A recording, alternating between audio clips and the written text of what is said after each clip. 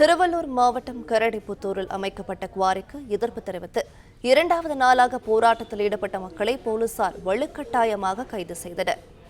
கூடுதல் விவரங்களை நம்முடைய செய்தியாளர் முகுந்தன் வழங்கிட கேட்கலாம். முகுந்தன், வணக்கம். இந்த கைது குறித்தான மேலும் விவரங்கள். வணக்கம். சென்னை உள்வட்ட சுற்றுச்சாலை திட்டப் பணிகளுக்காக கும்மிடிப்பூண்டி அடுத்த கரடிப்புத்தூர் கிராமத்தில் சுமார் 5 ஏக்கர் பரப்பளவு கொண்ட கல்லாங்குத்து நிலத்தில் குவாரி அமைக்க அரசு அதிகாரிகளால் அனுமதி வழங்கப்பட்டது. அதனைத் தொடர்ந்து இரண்டாவது நாளாக கரடிப்புத்தூர் கிராம பொதுமக்கள் தொடர்ந்து போராட்டத்தில் ஈடுபட்டு வந்தனர்.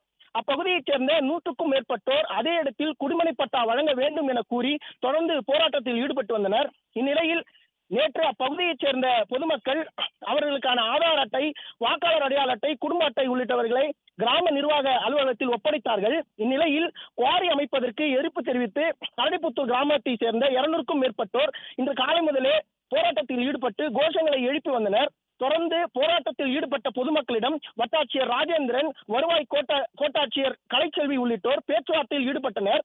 பேச்சுவார்த்தையில் எந்த ஒரு முடிவும் எட்டப்படாத நிலையில் சட்டவிரோதமாக கிராம நிர்வாக அலுவலகத்தின் வளாகத்தில் அமர்ந்து போராடுவது குற்றம் என கூறி போலீசார் அவர்களை குண்டு கட்டாக தூக்கி கைது செய்தனர்.